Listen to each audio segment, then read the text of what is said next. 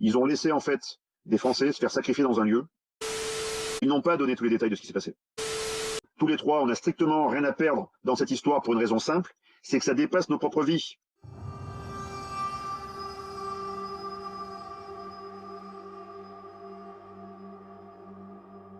De ces drames qui nous ont touchés il y a moins de 10 ans et qui en fait rejoignent en fait un cortège de choses qui n'auraient jamais dû se produire en France.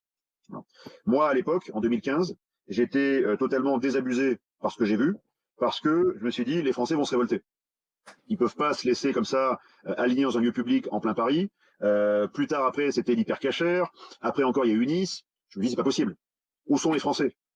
Où est ce peuple? Et donc, en fait, si on détaille bien, ils n'ont pas donné tous les détails de ce qui s'est passé.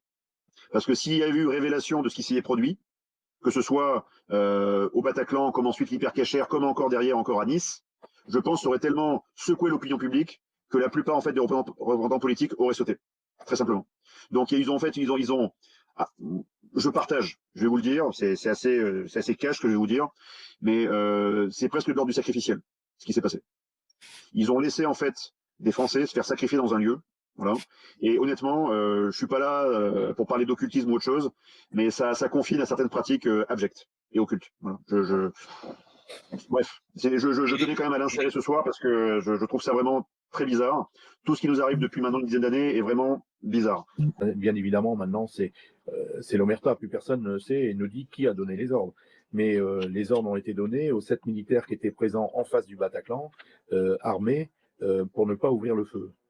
Parce que il y a les ordres et puis après il y a le bon sens, si vous voulez. Avec le peu de ressources qu'on avait sur place, même sans l'engagement du RAID, même sans l'engagement du GIGN, les unités que vous avez citées auraient pu fixer l'attention de l'adversaire du belligérant et éviter déjà qu'il y ait autant de morts, primo. Mais secondo, et là ce que je vais vous dire, ça va un peu défriser 2-3 personnes, mais ils le savent. J'ai été gendarme, j'ai été officier de gendarmerie dans le passé. J'ai passé les tests du GIGN 2 fois. Au titre de ce passage de test, j'ai rencontré le personnel du GIGN. Certaines personnes avec qui j'ai passé les tests sont devenues opérationnelles au GIGN. J'ai conservé le contact avec eux. En 2015, quand il y a eu le Bataclan, j'ai fait chauffer le téléphone. J'ai dit, mais qu'est-ce qui se passe là? Comment ça se fait-il qu'est-ce qui s'est passé? Pourquoi vous n'êtes pas intervenus, les gars? Alors que, quand je vous parlais des prises d'otages de masse, ils avaient essayé de réunir GIGN et RAID déjà 10 ans auparavant pour disposer au moins d'une capacité de 500 individus capables de répondre à une multiplicité de prises d'otages. 100, 200, plusieurs points. Donc là, il y avait 3 actes en simultané, mais il y en avait un principal où il y avait le maximum de menaces possibles sur les citoyens, c'était le Bataclan. Donc c'est là où il fallait envoyer le gros des troupes. Mais je vais vous dire quelque chose aujourd'hui. C'est quand vous avez en face de vous 2, 3, 4 adversaires ennemis. Une colonne d'assaut correctement équipée avec des appuis-feu est suffisante. Faut pas envoyer 300 mecs. Faut pas envoyer tout le GIGN. Donc ils avaient suffisamment de réserves pour envoyer une colonne d'assaut, ou voire 2 colonnes d'assaut s'il le faut, sur le Bataclan, fixer l'adversaire, voire le neutraliser, et ensuite passer éventuellement à d'autres prises d'otages s'il y avait d'autres prises d'otages. Mais secondo, il n'y avait pas d'autres prises d'otages. Donc, ce qui s'est passé, c'est que je ne connais pas la hiérarchie du RAID. Je connais par contre celle du GIGN. La personne que je connais était chef de section opérationnelle. Donc comment ça se passe? Ces unités d'intervention, théoriquement, ils veulent aller au feu. C'est leur raison d'être. C'est pour ça qu'ils s'entraînent. Le feu, c'est leur mission, c'est leur culte. Il faut qu'ils y aillent pour secourir les gens. Donc, ils mettent des antennes à différents endroits stratégiques, notamment la préfecture de police, pour savoir en temps réel ce qui se passe sur Paris et région parisienne, ou partout en France aussi. Donc, ça va très vite. Donc, le GIGN était dans la boucle de communication, d'information. Il savait qu'il y a une prise d'otage importante sur le Bataclan. C'est pour ça qu'il y a une section opérationnelle qui était prépositionnée au Célestin, à 5 minutes de Gyrophare. Et d'après ce qu'ils m'ont dit, parce que moi j'en ai interrogé quelques-uns, ils m'ont dit, nous, il y a des types qui ont entendu qu'il y avait du grabuge et qui se sont présentés spontanément à la caserne, qui se sont équipés et qui sont montés dans les camions, prêts à intervenir. Ils étaient une quarantaine. Il y avait toute une section opérationnelle prête à intervenir. Voilà, je connais certains des chefs, mais ça c'est la première source. Deuxième source, plus loin, moi j'étais chef d'entreprise à l'époque, j'avais démissionné. Une personne que je connais, qui est un ancien colonel de gendarmerie, avait fait ses classes avec en fait l'actuel général qui commandait le GIGN à l'époque. Donc deuxième source, il m'a dit effectivement, la section n'a jamais été projetée, elle aurait pu être projetée en 15 minutes, fixer l'adversaire et sous 1 heure de tir, éviter peut-être qu'il n'y ait pas 130 morts, qu'il y en ait peut-être que 60, 50 ou 40, j'en sais rien, mais beaucoup moins en tout cas. La vie humaine est sacrée. Et ils sont prêts, ces gars-là, je peux vous le dire, sont prêts à se sacrifier en face. C'est leur culte. Ah, mais ça, j'en suis certain. Voilà. Et c'est pour ça d'ailleurs qu'après, ça a fait du rififi au GIGN, parce que certains ont dit c'est inadmissible. Nous, on est formés, entraînés tous les jours. On va sur des forcenés dans leur maison de campagne ou ailleurs, où j'en passe, partout en France. Et là, vous avez, entre guillemets, le Marignane du 21e siècle, et on ne nous engage pas. Donc, ils n'ont pas engagé le GIGN. Ils n'ont pas engagé le RAID non plus, qui est la deuxième unité à laquelle on pense immédiatement en termes de hiérarchie d'intervention. On envoie les meilleures unités sur les points les plus délicats. Derrière, ils ont envoyé la BRI. Donc, il a fallu quasiment 1h15, 2 heures pour qu'elle y aille.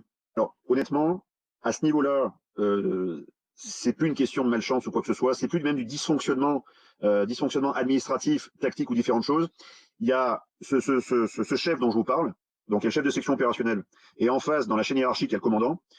Ce chef, je ne vais pas les citer ce soir, c'est pas mon rôle, mais je les connais, je sais qui c'est, et ils sont connus de tout le monde.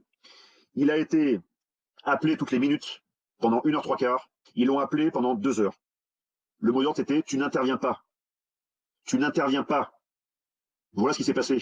Voilà pourquoi à l'époque j'étais ulcéré, et pourquoi je le suis toujours, et voilà pourquoi ces gens-là, je vous le dis, quoi qu'il m'arrive, peu importe, j'ai rien à perdre là-dessus, les morts ont déjà eu lieu, donc on n'a rien à perdre à essayer déjà de sauver leur honneur, sauver leur mémoire, mais ces personnes-là vont pas s'en tirer les couilles propres. C'est moi qui vous le dis, parce qu'ils ont commis des choses qui sont de l'ordre du sacré, ils ont profané le sacré.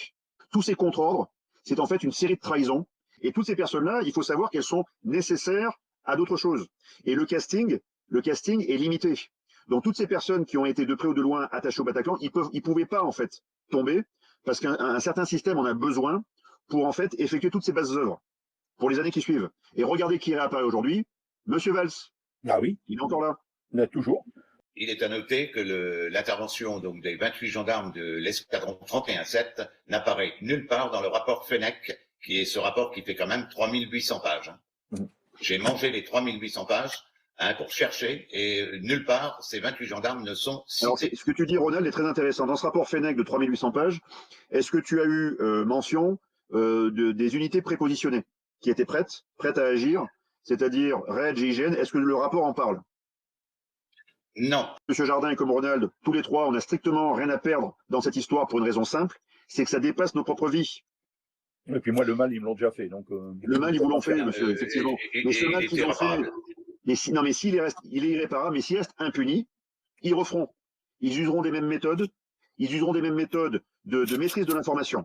Nous avons une immigration, en fait, qui est légale et illégale, pour partie non contrôlée, intentionnellement, je dis bien intentionnellement, par un personnel politique qui est une collusion, une convergence d'intérêts entre certaines puissances étrangères et des oligarchies financières et industrielles qui mènent un combat commun. Le combat commun, c'est de faire tomber certaines nations, et la France en fait partie, parce que la France en particulier a un destin particulier. Son peuple a un destin particulier, qui doivent absolument en finir avec la France, pour différentes raisons qui ne sont pas le sujet de ce soir. Mais les ingérences premières, bon, je vais pas m'étaler ce soir ici, ça vient de puissances étrangères, en collusion avec autre chose, qui ont l'argent, l'influence, le pouvoir pour corrompre et compromettre.